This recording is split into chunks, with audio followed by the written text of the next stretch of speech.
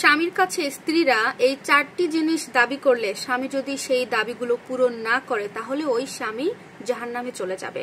আপনি বিয়ে করলেন, একটা স্ত্রী পেলেন, তারপরে তাকে দিয়ে শুধু ঘরের কাজ করালেন, তার কাছ থেকে শুধু আপনি খেদমত নিলেন, সাথে আপনি গোলামের মতো আচরণ করলেন। নবী করিম সাল্লাল্লাহু আলাইহি ওয়াসাল্লাম বলেছেন, আপনি যদি স্ত্রীর সম্পূর্ণ হক আদায় না করেন তাহলে আপনাকে কিয়ামতের ময়দান জান্নাতের দিকে এক পাও সামনে আগাতে পারবেন না। কোন স্ত্রী যদি তার স্বামীর কাছে এই 4টি দাবি করে থাকে আর ওই স্বামী যদি তার স্ত্রীকে এই 4টি দাবি পূরণ না করে তাহলে ওই স্বামী কখনো এক পাও জান্নাতের দিকে আগাতে পারবে না।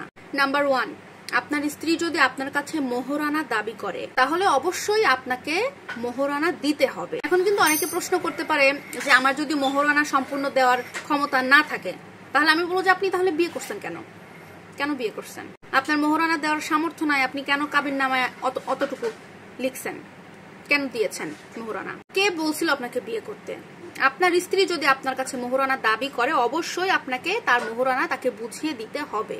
না দিলে আল্লাহর কাছে এটার জন্য আপনাকে জবাবদিহিতা করতে হবে। একটা কাজ করতে পারেন, আপনার কাছে যদি সেই সমপর্যায়ে সম্পদ বা টাকা পয়সা না থাকে মোহরানা হকটা পূরণ করার, দাবিটা মেনে নেওয়ার, তাহলে আপনি একটা কাজ বড়জোর করতে পারেন, আপনার স্ত্রীর কাছে নম্রভাবে তাকে বুঝিয়ে সুঝিয়ে তার কাছে ক্ষমা চেয়ে নেওয়া এই ব্যাপারটার জন্য। তবে মাথায় রাখবেন, কোন স্ত্রী যদি এই ব্যাপারে স্বামীকে ক্ষমা না করে আপনি কিন্তু কোনো দিন ক্ষমা পাবেন না। এই জন্য ভালোবাসা দিয়ে, আদর দিয়ে, সোহাগ দিয়ে আপনি আপনার স্ত্রীর কাছ থেকে এই ব্যাপার থেকে ক্ষমা চেয়ে নেবেন। নাম্বার 2 হচ্ছে, আপনি স্বামী হিসেবে যেই পোশাক পরেন, যে দামের পোশাক পরেন, যে ধরনের পোশাক পরেন, স্ট্যান্ডার্ড অনুযায়ী মেনটেন করে পরেন, ঠিক সেরকম পোশাক আশাক আপনার স্ত্রীকেও দিতে হবে।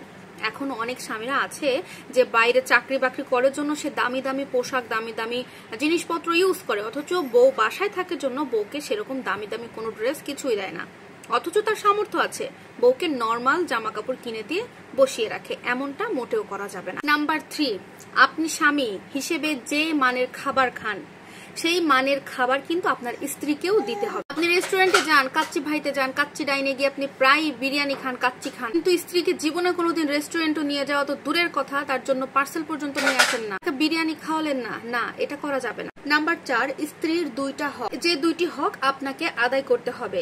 একটা হচ্ছে বর্জনীয়, আরেকটা হচ্ছে করণীয়। এর মধ্যে প্রথমত, আপনি তাকে কখনো গালিগালাজ করতে পারবেন না।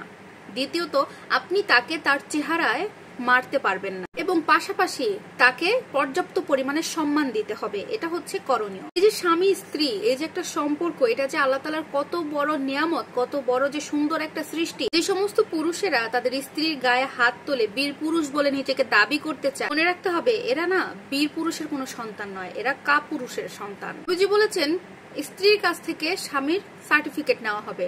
স্ত্রী যদি বলে থাকে স্বামী ভালো, তাহলে স্বামী ভালো মানুষ, এবং স্ত্রী যদি বলে থাকে যে না স্বামী ভালো মানুষ নয়, তাহলে প্রকৃতপক্ষে ওই স্বামী ওই মানুষ হিসেবে সে ভালো নয়।